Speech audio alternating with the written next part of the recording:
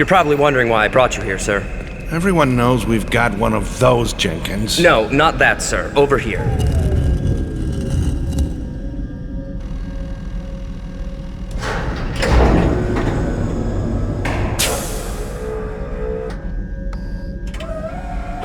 We found them playing it inside the ship. Good God!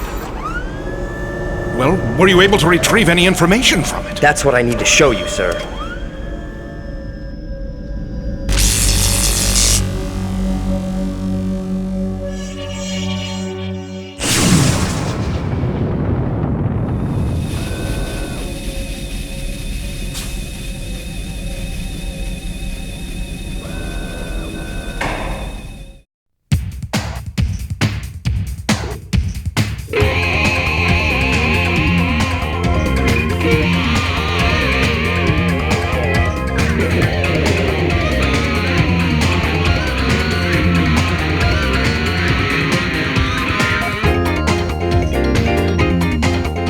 This is a really cool controller. It really has a lot of flexibility in the sense that, as in previous games you've created, they supported digital. What we have with the analog is you're able to now fluidly control your game in many different ways. We're starting off in digital mode, and as you see, I'm accelerating, and every bit of turning, I'm actually hitting my directional button. And then when I brake suddenly. As I start in analog, I have a finer control of my driving. As you can see, I can slow down gradually as well as accelerate at a quicker speed. If I brake, I can gradually press on my brakes and slow down. What we have first is your digital mode is indicated without a light being shown. And right now it supports your standard controller that exists today. If we put it into the analog mode, indicated by the red light, we now support these features. And we can control the game itself by moving the joysticks. What happens is the developers may have the option to use these as optional features, such as maybe the car honking or looking in reverse. So here at Activision, we're really stoked to be able to use the analog controller, especially for Apocalypse in particular. Our game involves 360 degrees of movement and firing. So with the D-pad, you can hit, pretty much anything you need. But with the analog controller, if you want to hit 22.5 degrees to shoot the guy in the corner room that's trying to take you out, all you have to do is put the controller at 22.5 degrees and you got him. And I really don't think anything can offer more control than that. So here at Fox, we're working on this new game called Croc, Legend of the Gobos, which features this lovable crocodile who lives in this full 3D world. The Sony analog pad makes a whole new experience compared to a digital system where you have to rotate and move forward and rotate and move forward. But once we switch in the analog system, you're just moving really fluidly. In Crash Bandicoot 2, we're using all of the analog joystick capabilities. If you want to walk slowly, you just push the joystick a little bit. Basically, you just point it in the direction you want to move, whether you're walking or riding a jetpack. I'm really excited to be able to bring this to PlayStation owners throughout the world. What they'll find is that the PlayStation is just as capable of doing free-roaming, dynamic 3D games as any other hardware system. At China, we've been waiting for years for a new input device to be made. But Sony, by making this dual analog controller, have really made a huge difference to the feel of the games. Last month on Underground, I was playing Porsche Challenge. I played it using my normal joypad at home, and then Sony sent me one of these in the mail, so I plugged it in. And my first go, I got like 5 or 6 times farther in the game on my first try. And it was simply because you can set the angle of the wheels of the car, just like you're driving a real car, by the pitch of the little sticks here. The analog controller allows you, the player, the ability to have finer control in your game, not just on and off, but all the points in between. Yeah, what I'm really excited about is that we can do this on Sony. We don't have to go do it on Nintendo, but I probably shouldn't say that. Welcome to Apocalypse, a hot new game from Activision that is the first to texture map a real person's face onto a CG model's body. Welcome to paradise, kid. And that face belongs to action movie star Bruce Willis. Time to get jacked up for Armageddon. Bruce Willis stars as Trey Kincaid, your virtual partner in the Apocalypse adventure. Motion capture technology was used to fully integrate Bruce into the game. Apocalypse is set in a dark and violent future where science and religion are competing forces of society. You can run, but you can't hide! A false prophet called the Reverend has called up the four horsemen of the apocalypse: death, war, beast, and plague, played by the rock singer Poe. These four forces of destruction roam the earth in human disguise and await a signal to obliterate humanity altogether. Your job is to keep this from happening, and your number one asset is Trey Kincaid.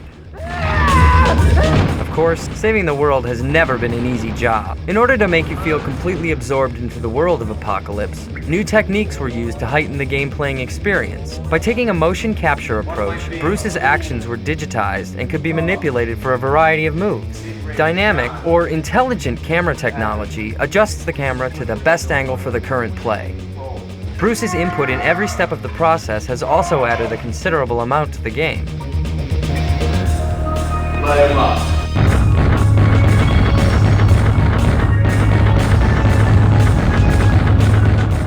A high priority when creating the game was to make sure the shooting worked within each scene. You can see exactly how all this attention to detail paid off.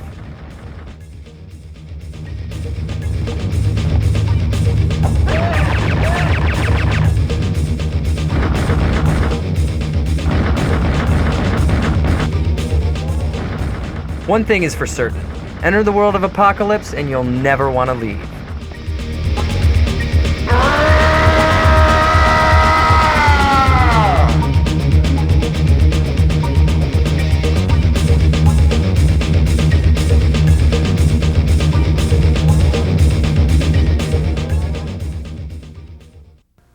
Apocalypse by Activision. Grab a mop, there's gonna be guts on the ceiling. Yikes! Ow!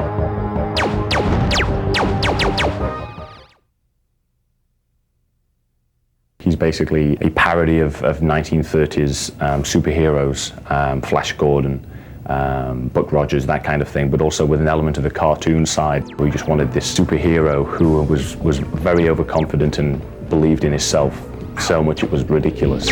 Oh, I'm good. I guess if you were to take, say, Duck Dodgers, Powdered Toast Man, and Dirty Harry and like throw them into a blender, you'd come out with Liquid Blasto. He's a cosmic custodian and these aliens are tracking up his floor. I guess that's how you could put it.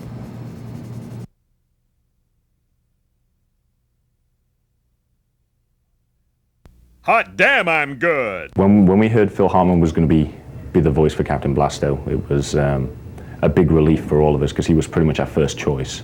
I'm so good. When we first started developing the character, we'd come up with voices and constantly mimic Blasto, how we wanted him to sound. And all of us would say, you know, like Phil Hartman.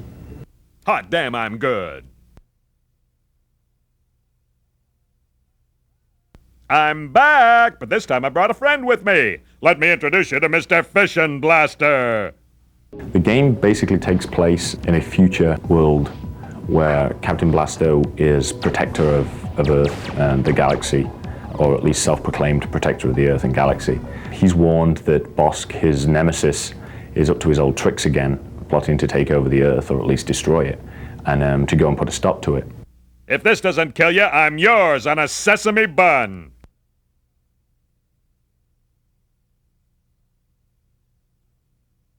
Ouch, I'd say mankind is up crap creek without a spooge hammer. And now I've got to clean it up. You look at our game, and it looks like a cartoon. It's like a 3D cartoon, and I don't think there's been the quality animation in a game yet. We decided to have the levels work seamlessly with one another because video games that had been done before are always very linear and level-based. We didn't want to do that. We wanted it to be that, you know, he would walk seamlessly from level to level to level and be able to go back. Ooh, now that's gotta hurt.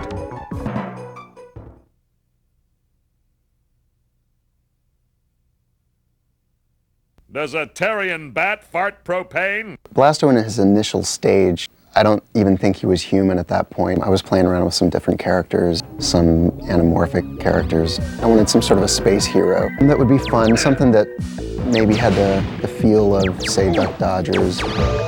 Better have a doctor take a look at that one. Because I really love that stuff. But then eventually tried to work it into more of a humanoid type character. Damn, got you all over my shoe.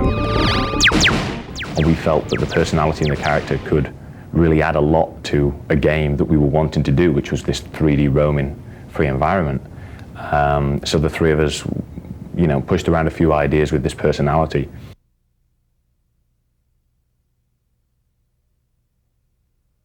I'll take that as a no. I'll take that as a no. The main challenge of like portraying the artist's vision on the screen was the cartoon sense of the world he wanted to create, and that means like no visible polygons, make it look like a cartoon. The technical innovations in Blasto are generally to do with the 3D performance of the game. We've developed a good system for streaming the levels from CD constantly on the fly. There's no loading time involved.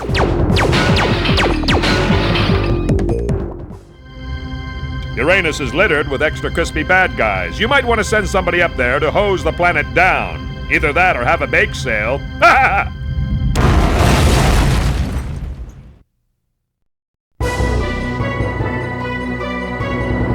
Let's rock. Ah! Ooh, now that's gotta hurt.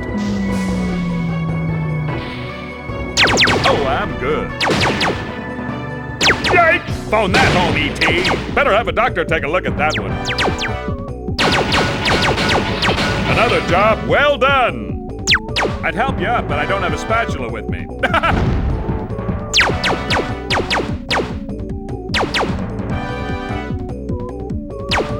Bingo! Ow! Ooh! Mama's little baby likes that. Housekeeping! Don't worry your pretty little head. Blasto to the rescue!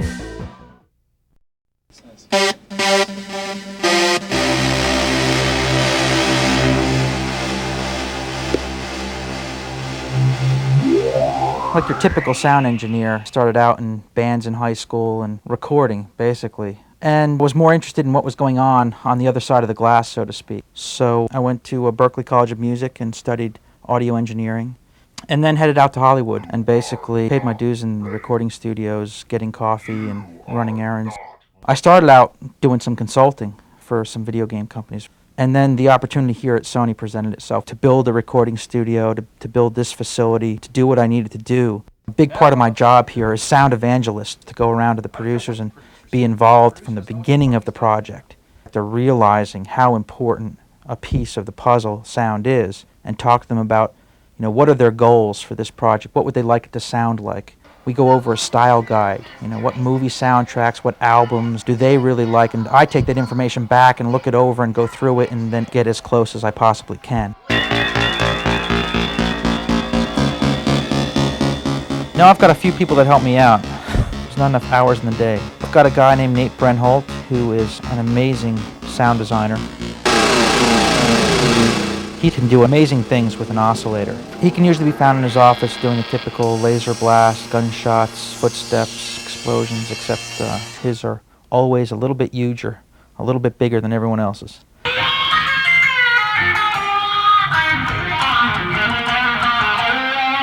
Chuck Dowd is on staff, and he is primarily a composer. He's doing the score for a game we're doing right now called Blasto. His bag, if you will, is what a lot of the producers in-house want on their games. We have a interactive audio engine here. We call it an adaptive MIDI engine.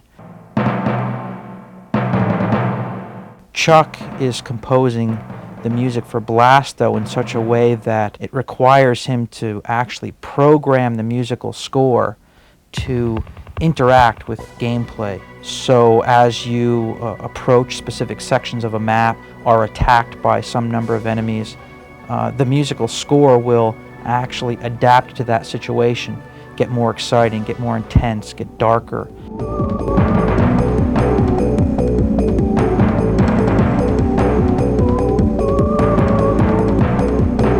You know, if you're just roaming around exploring, it'll get much more moody and just ethereal, and to the point where if you roam around long enough, the music will actually stop for a while, which is actually even more dramatic, because then when you come around a corner and there's an enemy, you'll get this explosive music will enter back in.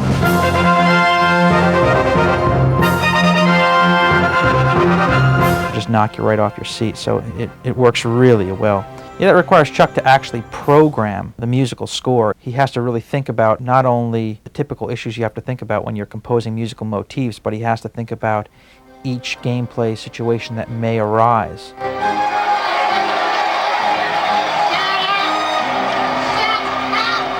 It's amazing how it affects gameplay, how it really just punctuates the emotion. The goal is really to just have the person play the game and go, wow, that was an amazing experience. They might not even be able to put their finger on why it was so much better than the last game they had in their PlayStation. It's just going to be one of those subliminal elements that just, you know, heightens the experience. And it just shows the potential that the PlayStation has for sound generation. I think that when people get this game, they're going to hear the thing perform like they haven't heard it perform before. I'd help you up, but I don't have a spatula with me.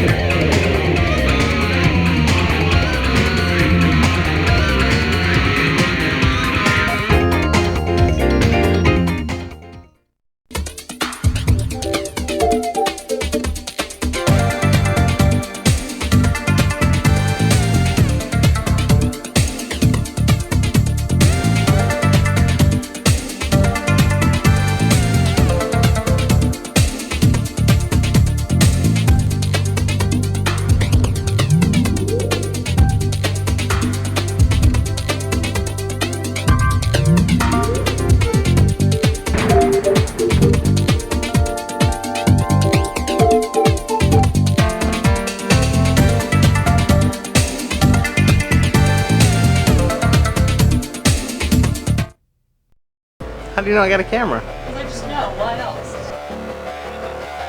Are you typing right now? Hey, go shine on Amy. She's photogenic. Do not film me, Mary. Away from me. How about that camera work, huh? A little shaky cam?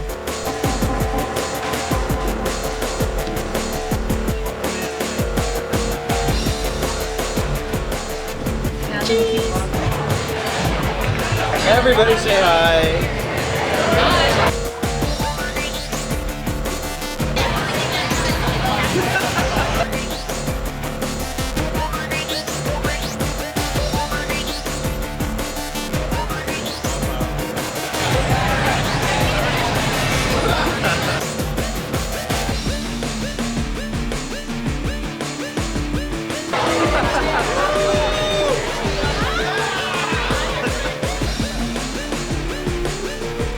It's my job to make sure everyone's life's a living hell.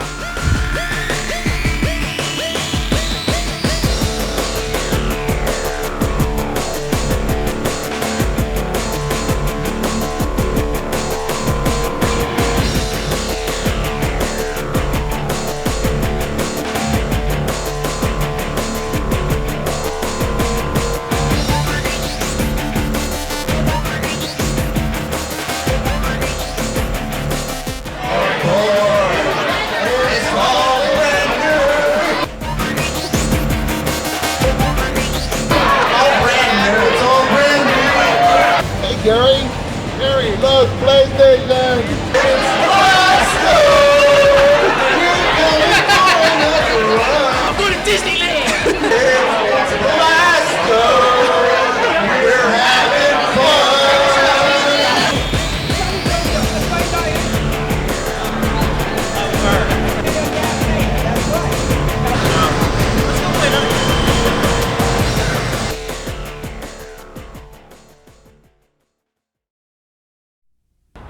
How are those black PlayStation CDs made?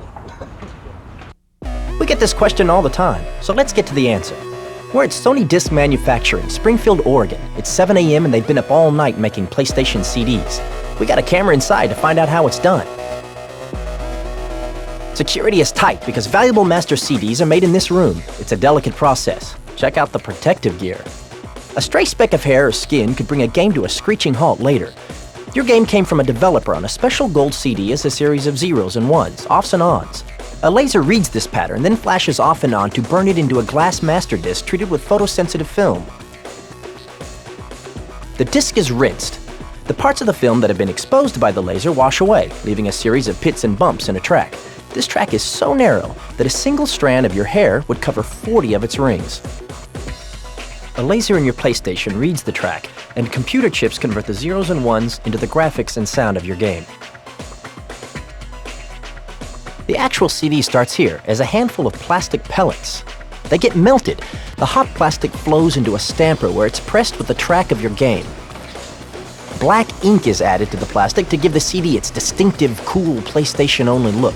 This also helps protect the CD from illegal copying. A thin aluminum coating allows the laser to reflect off the track and read it. And another machine makes sure there are no defects. Not all CDs make it. This material wasn't quite right. It's headed for recycling. Next, artwork is added through screens, one color at a time. Ultraviolet light dries the CDs between colors. Automatic guided vehicles, or AGVs, move the CDs along. They help a staff of just 375 employees turn out over 6 million CDs a month. That includes games, computer CDs, music CDs, and more for all kinds of companies. Sometime tonight you'll go to sleep, but CD manufacturing plants like this won't. And somewhere, hot plastic is flowing, people walk around in shower caps, robots are on the move, and the next hot new game for PlayStation is headed your way.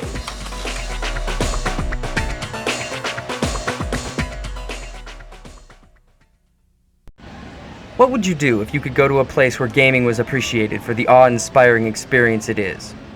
Where up-and-coming games were yours for the trying? Where you could feel the electricity in the air? If you're anything like Brad Lynch and Christopher Gordon, you'd know exactly what to do. Play till your thumbs bleed.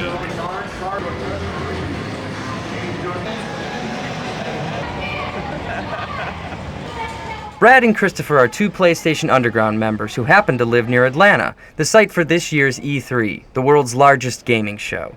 E3, also known as the Electronic Entertainment Expo, annually brings together top interactive companies. In fact, over 400 exhibitors from around the world participated in E3 this year. Excitement was contagious there, and at the center of it all was the PlayStation. Our display was the size of a football field and allowed 220 people to experience upcoming PlayStation games at the same time. We weren't just content to be one of the largest exhibits there, we had to be the best. So we did whatever it took, even putting showcases off the ground to pack more into our space. Of course, the PlayStation Underground made an appearance too. With such a great setup, we had to share it. So we decided to invite Brad and Christopher along for some fun and gaming. Naturally, however, they weren't the only ones at the show who were playing. All in all, the two found the show not a difficult experience to take. Thanks for playing, guys.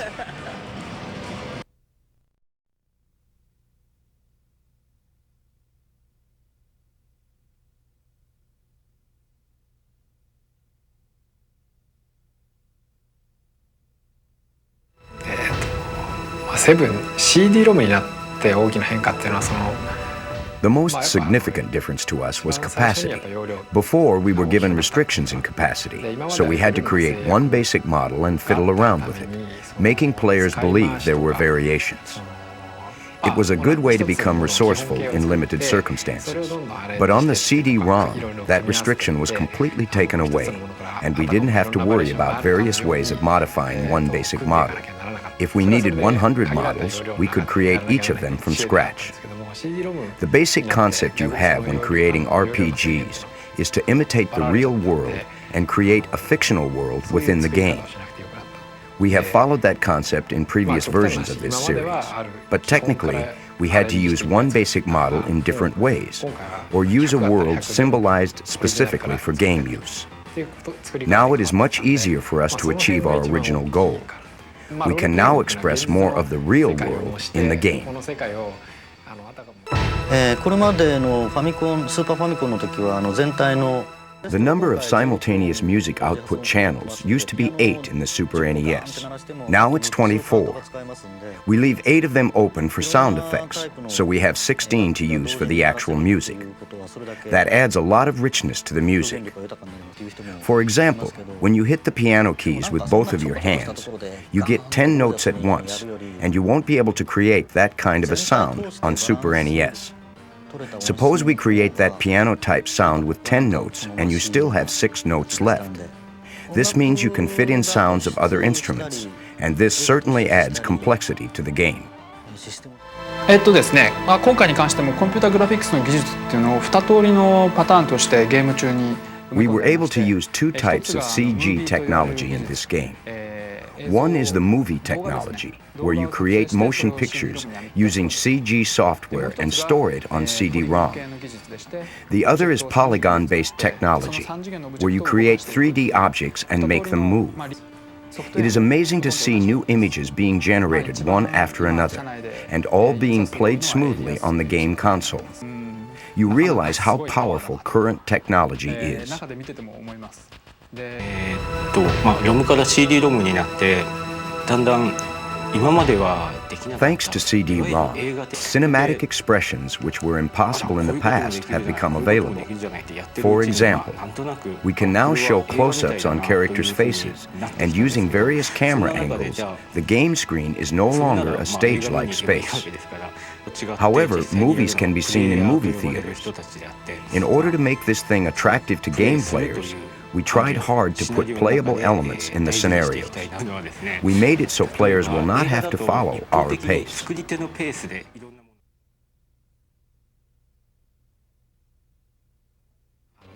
今まで、特にゲームとしての感触なんですけども In previous games, there were big differences between ordinary scenes and special effects scenes, and they were arranged in a certain order.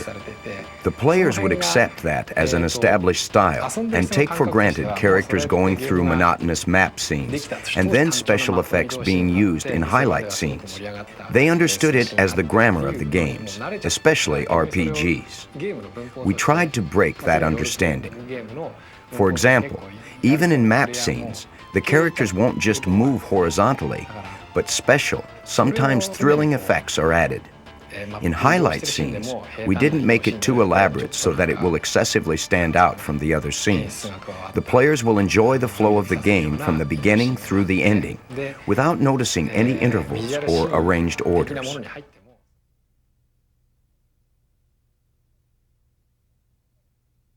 やっぱりバトルのシーンはIn battle scenes, we use a lot of camera angles and effects, paying attention to space and 3D. Therefore, the battle scenes become the highlight scenes. The 3D effect is best shown when you use summon beasts. These have always been the most attractive scenes in games, but we had to struggle on how to show them effectively in 2D atmospheres. Now, using 3D technology, more broad effects have been accomplished.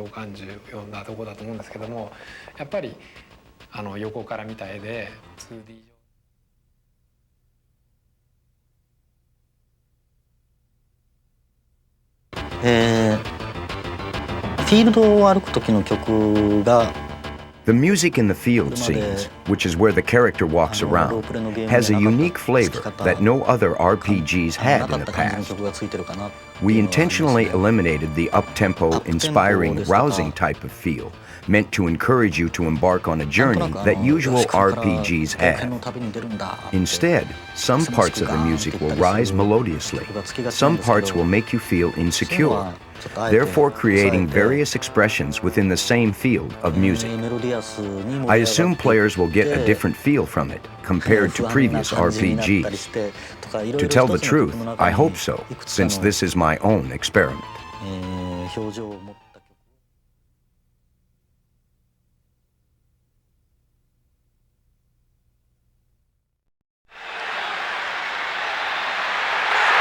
Show me the gameplay. Show me the gameplay. Show me the gameplay. I'm going to show you the gameplay.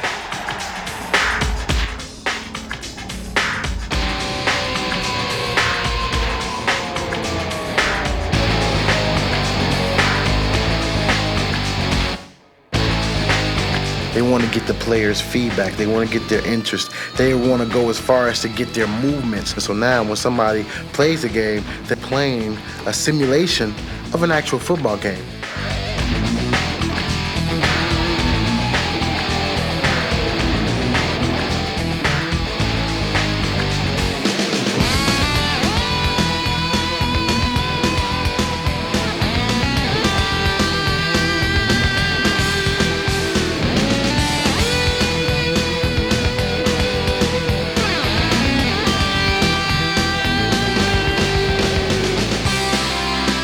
Sitting down with the programmers also lets you know how good they understand the game, and in turn which allows them to make a better game.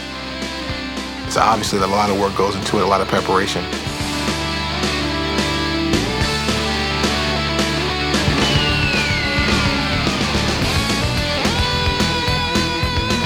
The key was to get some realistic plays that Pittsburgh Steelers ran, defenses that we ran, specific plays that players really need in the game. You look at the game and you go, well, heck, we run that same exact play. One of the biggest things in the NFL right now is the zone blitz. So they're going to incorporate some of the zone blitzing into the game, different types of coverages that we play now.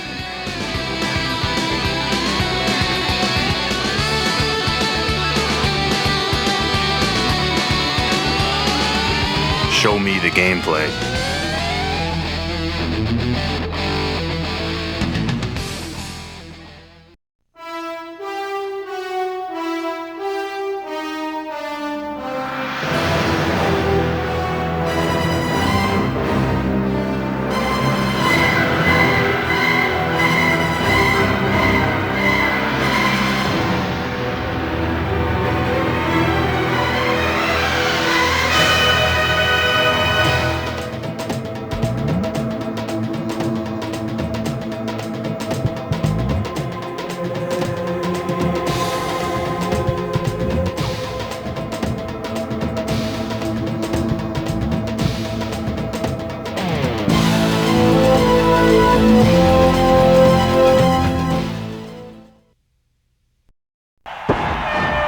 There's something new coming down in the 98 lineup of sports titles from the PlayStation Athletic Department. It's a whole new level of graphics and gameplay never before seen on PlayStation or any other video game system. What are the games like? Who's creating them? We're taking you inside to find out. The first thing you notice is that the biggest influence on the games are the pros themselves. They're kept pretty busy in the motion capture studio. We get a guy like a Chad Brown, a Lamont Warren, a Jerome Bettis, a Steve Bono, a Tim Brown. We get them down here and we pick their brains. Yeah, we get them in the motion capture studio and then we spend hours going over plays and individual player movements. You're going to find linebackers scraping in our game. You won't find it in other people's games. Why? They don't even know what it's about. The second biggest influence at the PlayStation Athletic Department is the sports expertise of the developers themselves. We're all sports fanatics here. We're not just programmers and artists putting a sports game together. Ex-college players or ex-pro players actually develop the games. The developer for MLB 98 played professional baseball for the Minnesota Twins, Chris Cutliff. Kelly Ryan and myself played Division I college football. Our lead hockey programmer is actually a hockey player, plays twice a week. It makes a big difference when you have someone that understands the game and can implement little nuances into the video game itself. The result is a first in sports video games. What's new in technology is all new polygonal graphics across the entire lineup. It really sets a new level of video game realism. NFL Game Day 98 is the only polygonal football game on PlayStation. NFL Game Day 97, it was a sprite-based game. One animation would have basically 5 or 6 frames of animation. It looks very flat. Now with polygonal graphics, you actually have a 3D model of a player that has depth to him. You can have up to like 30 frames of animation. You get a very seamless and realistic, human-like movement. If you're a face-off fan, the first impression you're going to have is how good the game looks. We're going to have tons of animation compared to our sprite-based game in the 97 version. Last year we had about 60, 70 animations. We're going to have 4 or 5 times that. product will have secondary animations for the first time ever in a hockey game. You'll see a goalie, for instance, go down into a butterfly save, and if he doesn't have time to get back up, he'll go in right to a right-hand glove save, which has never been accomplished before. In Game Day 98, you can rock people. We give you the tools that football players have on the football field. So if you're a defensive lineman, in Game Day 98, you're swimming, just like they do in the NFL. If a receiver's coming off the line, you're the DB, clock him. You'll find full polygon action and faster gameplay in NBA Shootout 98, MLB 98, and NCAA Game Breaker 98 as well. And joining the lineup is our newest title, Kart World Series. It's more vivid than ever to travel at 200 miles an hour. Toward the end of our visit, it became apparent that developing sports games is a game itself, a high-stakes competitive push to put the most realism on screen. PlayStation Athletic Department is the leader. We're on the cutting edge of not only graphics, but gameplay. Over the past couple years, we've implemented gameplay features like swim moves in a football game, forearm shivers, one-handed catches, total control passing, the first time you could lead or underthrow receivers, icon passing, the first innovative passing mechanism that we implemented in NBA Shootout 97. These up the level of gameplay experience, and you can see it. Even our competition has seen to what level we've gone to in terms of gameplay, and now they're all mimicking us. We found developers here fanatical about pushing for more advances, and the harder they play, the more you win. We were hanging around Atlanta for E3 when we found out that the winner of the first PlayStation Underground CD sweepstakes lived nearby. So we had the grand prize shipped overnight to our hotel, rounded up a van, and hit the freeway. The whole team was anxiously waiting to meet the winner. And waiting. And waiting. Finally, we reached Fayetteville, Georgia, in the Atlanta suburbs. And there she was, our grand prize winner, Carrie Davison. For taking the time to enter, she won the hottest fully integrated home entertainment center, a Sony Maximum television system, specially delivered by two hulky members of our team. Of course, we had to stick around a while to enjoy some good old Southern hospitality. And in the process, we managed to add a new member to the PlayStation Underground family. Nice to have another satisfied customer. Mission accomplished. Enter this issue sweepstakes and maybe you'll be our next stop.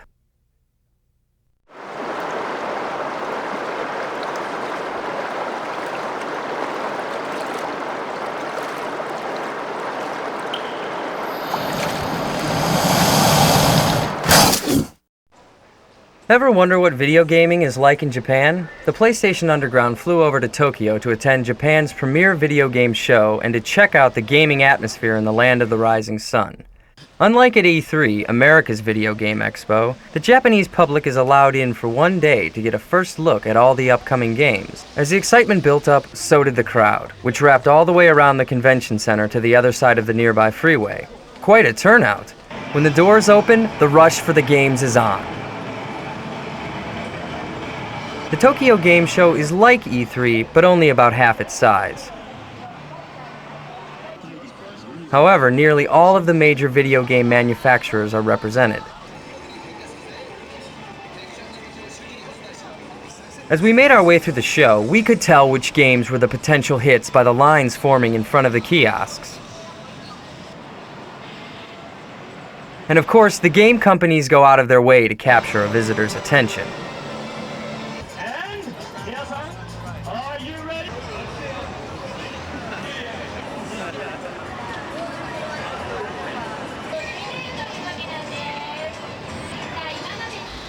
After the show, we decided to do a little game shopping and check out gamers in their natural habitat. In Tokyo, there is no better place to do that than in the Akihabara district, a 1 square mile shopping area that is to consumer electronics in Japan what Rodeo Drive is to fashion in Beverly Hills. You can get a game fix right on the street. Our conclusion, here at the center of the PlayStation universe, almost everyone is a player. And in Japan, like everywhere else, the #1 system in gamers' hearts and minds is PlayStation.